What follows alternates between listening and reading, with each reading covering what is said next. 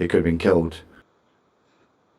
Good evening and well, that was a delayed response, Martin. Well, I was waiting for you to say something and then you didn't, so I just... Good evening and welcome to the Mancunian Way, where we are still celebrating Manchester being blue. Manchester is blue. Manchester is always blue. It might be raining, but there's a blue ray of sunshine behind it. How are you, Robert? After 2-0 win? Sound as a pound, mate. Get on with your waffle and I'll join you in a minute. Sound as a pound. Let's see who's joining. Jean Cartier's joining us. Sean's in. Abdallah's in. Ollie the Waller. I like it. Keeper's in. Good evening. Abdallah's in. Hey, and an even better afternoon. Chelsea drop points against Burnley at home. Yeah, and West Ham play Liverpool tomorrow. So it's been a very fruitful weekend for Manchester City Football Club this weekend. And yeah, let's talk about some of the We'll get into the game in a minute, but some of the reactions from the Manchester United fans has been quite funny, because even though, and I don't know if Yusuf's in the chat yet, but he won't like this, but even though Liverpool beat Manchester United 5-0 last week, that all United fans I even have spoke to, as well as on all these other fan channels, have all come out and said that City were better today because apparently we were toying with them, which we were in essence. We kind of toyed with them. I said it in the watch along. If you go back, I said 2-0 was a very flat. Let's put it more eloquently than that, Martin. When Liverpool went to Old Trafford, and let's not diminish what Liverpool did. No, Liverpool demolished Manchester United. Yeah. Okay. But Liverpool were like a steamroller or a bulldozer or a blunt object. And they had to try. They had to go 9 out of 10 performance to beat them 5-0. In reality, Manchester City today, most of the time, first gear, second gear, idled a little bit, neutral. Held the foot on the clutch. You know what I mean? It's just, and we were more incisive and absolutely decimated them without making a noise. It was peaceful. It was serene. We left them. You know, Martin told me that the possession in that match was 68% for Manchester City. If Martin would have told me that the possession was 168%, it would have sounded more reasonable. Because I don't feel as if United ever got a touch in an offensive way. They might have had possession of the ball, but you might as well have given them a hula hoop, because they might have done more with a hula hoop than a football. They were worthless. They were amateurs. They weren't even playing football. It was amazing. You know, like, have you ever given, some of you younger lads out there that have got PlayStations and Xboxes and stuff like that, have you ever given your dad or your mum or your granddad or your grandma your controller and said, "Yeah, grandma, try this World War II game, try this Call of Duty game," and they sit there pressing the buttons on it and they're looking up at the ceiling and down at the floor and staring into a wall, and they haven't got a clue how to control the character? That's what United were like today. United today were like your grandma playing COD. Yeah. And that's because we were so much in control. Manchester, I mean, I'll tell you something. Manchester United didn't get 1 yellow card today. We got 2 or 3. And to me, it felt like the one thing I will say, we played it a bit like a derby in parts, where we were getting stuck in, we were going in, Ronaldo, you watch, Ronaldo got tackled very early on in the game and then disappeared. Because he went down 2 or 3 times, looked at Michael Oliver and was begging for free kicks, and he didn't get them, and he didn't get the yellow cards either. And then he disappeared. Absolutely disappeared. Did he? Oh, yeah, Ronaldo got booked at the very end, yeah, for the silly tackle on De Bruyne. My mistake, Charlie. But that was the only time United showed any kind of aggression. And that from Ronaldo was frustration. That wasn't, this is a derby. I mean, me and Rob were joking on the preview about Ronaldo always gets sent off. And that nearly came to fruition again. He nearly got sent off today. And to be honest, probably should have been sent off. We should have had a penalty at the end. I've looked at it 3 times now. Jesus gets done. Tellez takes Jesus' feet. How VAR didn't even look at that, I do not understand. I don't get it. I don't get it. But so what we'll do is we'll start with the goal. First goal, Kyle Walker, great ball in. Ball back across from Phil, or was it Cancelo, one of the two. And Eric Bailly, who I thought Eric Bailly was their best centre-back today. Because I thought Maguire and Lindelof were absolute passengers. Eric Bailly put it in his own. And then it was just all us first half. How we were not 3 or 4-0 up in that first half, I do not know. I'm still sat here wondering what's gone on. How we did not score. Gabby had one cleared off the line. De Bruyne had a chance. You know, Cancelo had a chance. We were putting them to the sword. United had 2 minutes of football in that first half, which resulted in a Ronaldo volley, which Edison saved, but wasn't a great save watching back because he tipped it out to Mason Greenwood. But that's the only negative in the whole game. And I'm not even digging Edison out. We've conserved energy. We've not really had to go into third gear at all in the whole game. It was a training match for us second half. We've not even made a substitution. United made 4. Ollie the Wally threw everything, including the kitchen sink, at the wall. And nothing stuck. And the good thing is, we've now been to Tottenham, we've now been to Liverpool, we've now been to Chelsea, and we've now been to the Swamp. And we've been to Leicester. Leicester won. Liverpool draw. United won. Tottenham was a false result, but it was a loss, unfortunately. You know, Leicester won, Chelsea won. So now what we've got to do is stop the silliness against the likes of Southampton and Palace, put them games to bed. And I'm telling you now, we win this league. All we have to do is stop the stupidness at home to weaker teams. And we win the league. Well, Martin, while it is a day to get carried away on a few things, Chelsea did drop points. I'm still not convinced that we'll win the league without a striker. Yes, I'm saying it again, without a striker. However, let's just celebrate the good things. Even if we don't win the league this year, we'll take it bloody close. Oh, yeah. We'll take it bloody close.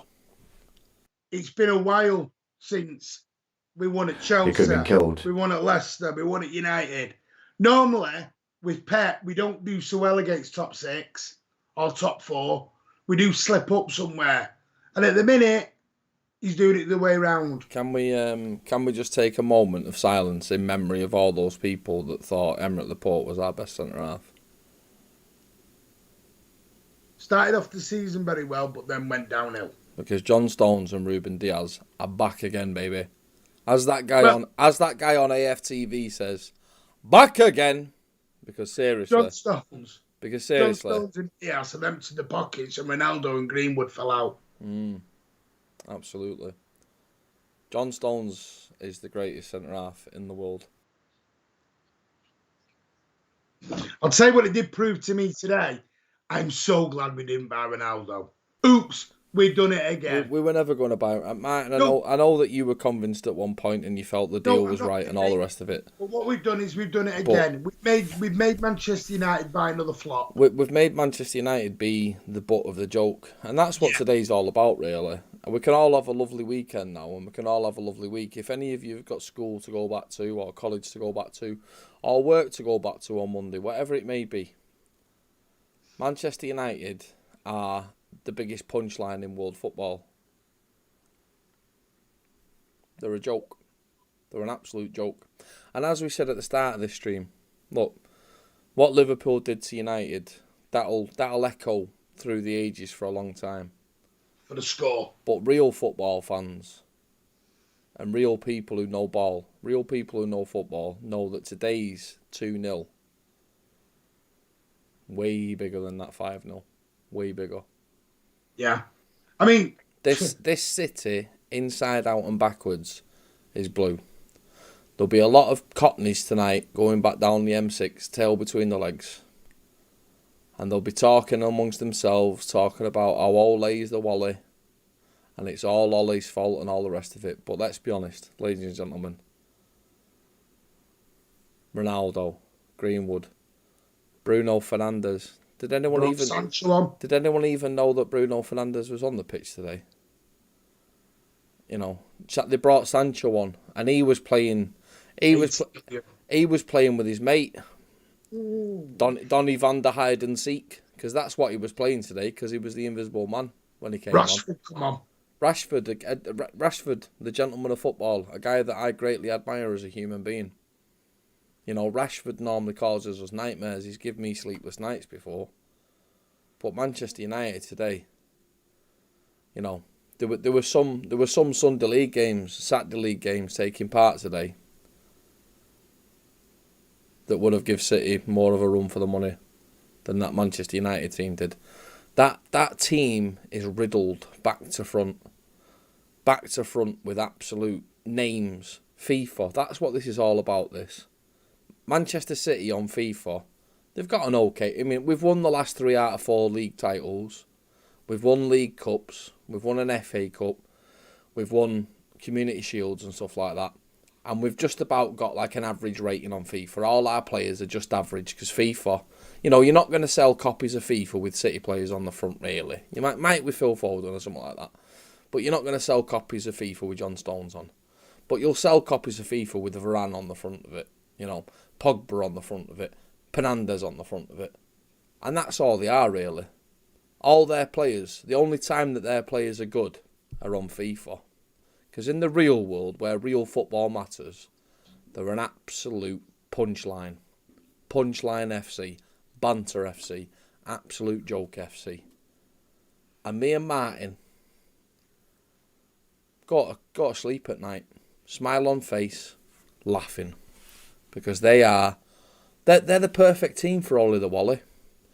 Because for as much as Ole Gunnar Solskjaer has not got a clue about football, his players are absolute banana peel jokes as well. No, and it's quite funny because Manchester United, the thing is about United, the punchline is, they said in the summer that Mourinho and Van Gaal and all these other managers failed because they didn't have the backing of the Glazers. So they had a big protest.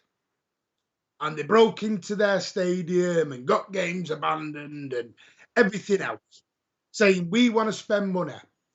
So in the summer, the Glazers go and spend a good amount of money, 200 million or something daft it was. They bought Sancho 80 million. They bought Varane 40 million. They bought Ronaldo 500,000.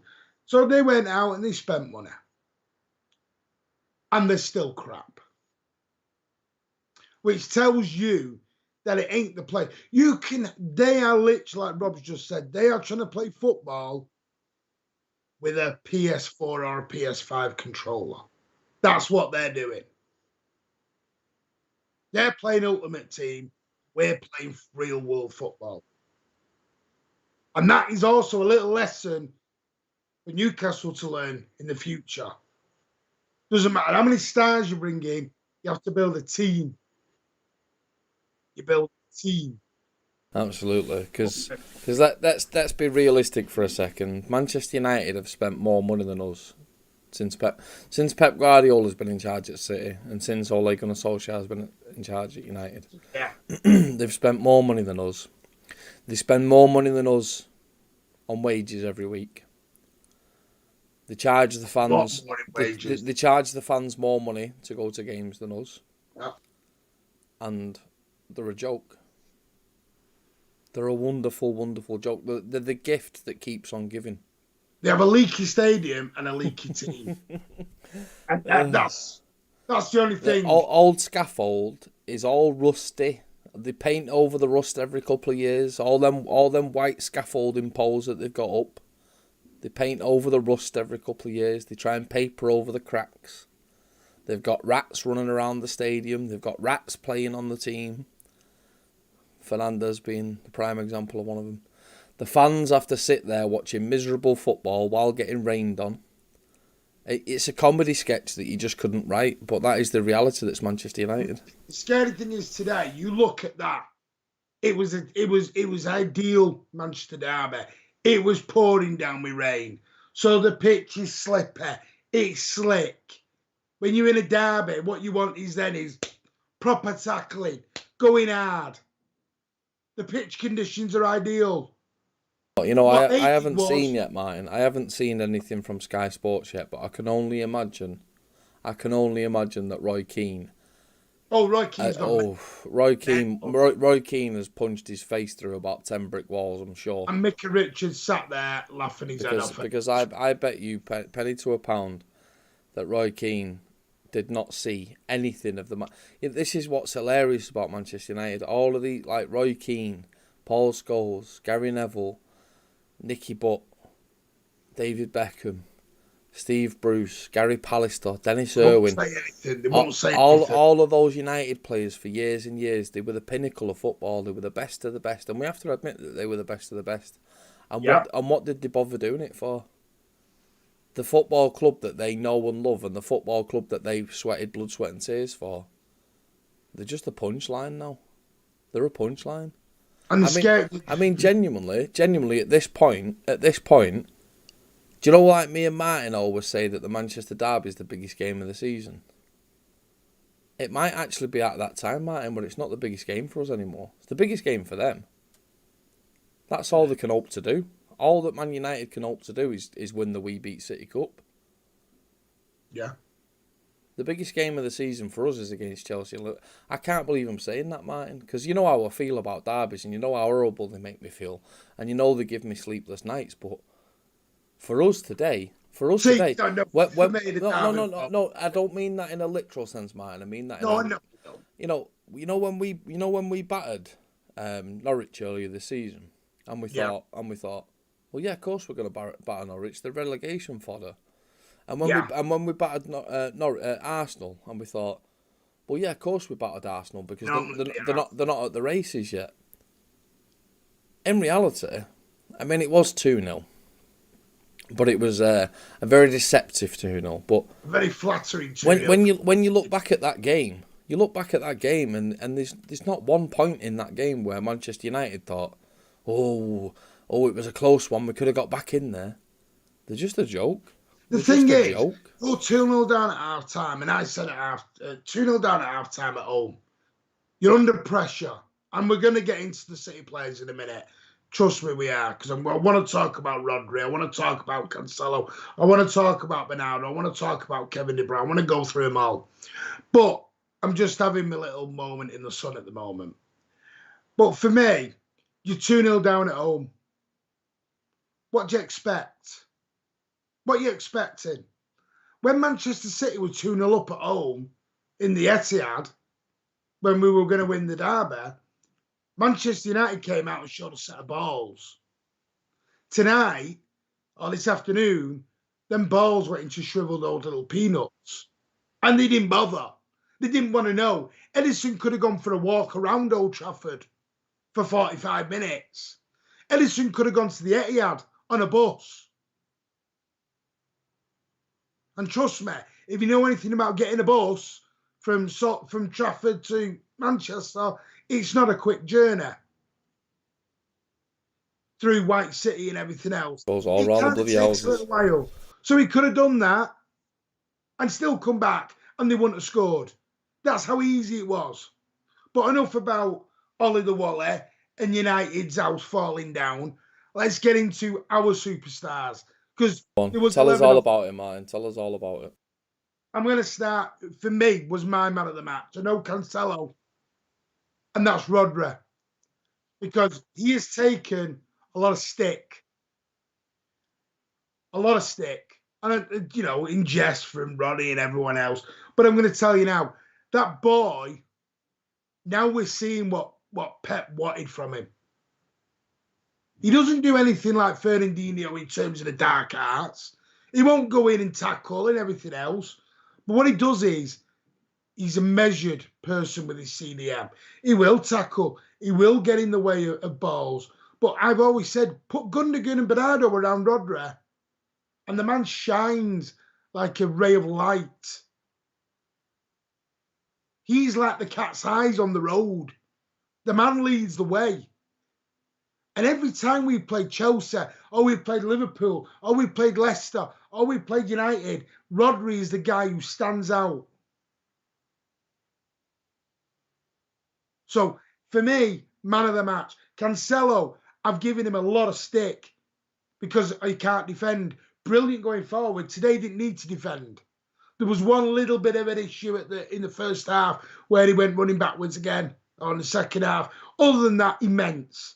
Phil Foden, I thought was probably the quietest out of them all, if I'm honest with you, but still had a decent game. Kevin De Bruyne, best game of the season, and there's still a lot more to come from him yet. He's still not 100%, but that was the best Kevin De Bruyne's played all season for me. Was getting in, was tackling, was getting in second and third balls. We were winning all over the pitch. Bernardo's Bernardo. I'm glad he's happy now. And I hope he signs a 14,000-year contract and never leaves. Because never leave. Stones and Diaz, they're back together again. Long lost lovers, back together. Walker, best right back in the country. I can go on and on. The only, Gabriel. When you say best right back in the country, as soon as the Premier League is the best league in the world and the best competition in the world, Probably Europe. You mean the best right back in the world? And the simplest way of putting this is, Jesus ran his whatsits off. Should have had a goal. Got unlucky with the clearing off the line. But second half, yes, he tired. That's the only change I'd have made today. I'd like Sterling to have come on for Jesus. But I'm not going to complain about that. Today, that was the 11 who wanted it. They played football. I think it's interesting that you just said about substitutions there, Martin, because Ole threw every type of player at the situation, and still he got nothing out of it no matter what he tried. He made all his substitutions, right? He got an extra one because of the concussion to Luke Shaw. Mm-hmm. And everything that he tried did nothing. So there's people out there who could say, well, Ole was tactically inept in the first half, and when he made the substitutions, nope, no difference. Still the same old shite. So, Martin, have you got anything that you want to really... because what I want to say in a minute is, it's Saturday night, ladies and gentlemen. It's raining in Manchester, but there's fireworks going off all over town. We've already had the fireworks on the pitch today. If you know of any safe fireworks displays, go and watch them, go and enjoy them with a smile on your face and warmth in your heart. There's not much else me and Martin can say. Martin, you've got a chance in a minute if you have got any final thoughts, but just enjoy your weekend now. It's done. We've got it out of the way. We've proven the point.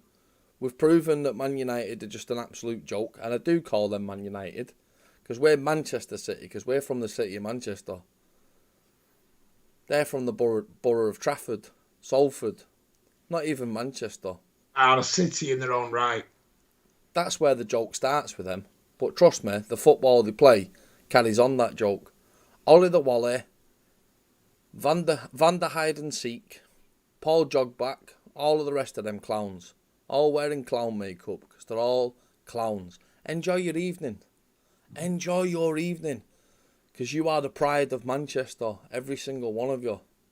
Martin, wrap it up, son. Take us home, Daddy. I I think the way I'm summing up this game is, look at the Bernardo goal. Ghosting around 4 players. Came in, had no right to get that ball, and he put it in at an angle. I don't even know how he got it in. Which tells you, listen, people can write us off, but we want to ghost up this league. Chelsea will quietly do what they need to do. Liverpool will quietly do what they need to do. We've had a brilliant weekend. We've had an absolute brilliant weekend. All we've done again, he's done what we've always done. Proved Manchester is blue. Always has been blue because we're the only team in Manchester. And that's just simple facts. That is fact. Look on a map. Fact. I just want to say one thing. Scotty Moll, you're quite right. People can level that at Kyle Walker. Scotty says Walker doesn't get enough assists to be up where we're the best. Me and Martin are a little bit different. We're a little bit old school. We like our right backs and left backs to be able to defend. Now, Cancelo breaks that mould, but there will come a team one day. Don't want to dampen the spirits, but there will come a team one day that attacks us down Cancelo's side, and he falls on his ass and they score a goal. But we always know 9 times out of 10, because that 1 time out of 10 Walker has brain farts. But do you remember that game against Liverpool in the Community Shield, where Kyle Walker does a backflip to bounce the ball off the line? It was one of the most incredible moments I've ever seen in football, and that's why Kyle Walker's the best in the world, mate. Sure, you can level your accusations at him about not being creative enough or being good at crossing the ball or supplying balls up front, but we've got 5 or 6 attacking players in this team that should be able to get that job done without a right back contributing. So let's praise our players, Scotty. Let's admit that they are the best in the world. We can admit that to ourselves. And what we can also admit is that there's a great joke that has yet to be told, and the punchline is Manchester United FC. Good night, ladies and gentlemen. Have a wonderful weekend. We love you all. See you tomorrow. We love you all, and we love Manchester City. City till I die, City till we die. Enjoy it. Enjoy, and thank you. Have a great weekend, and we'll see you tomorrow night. We'll see you in the next one. Take care, everybody. He could have been killed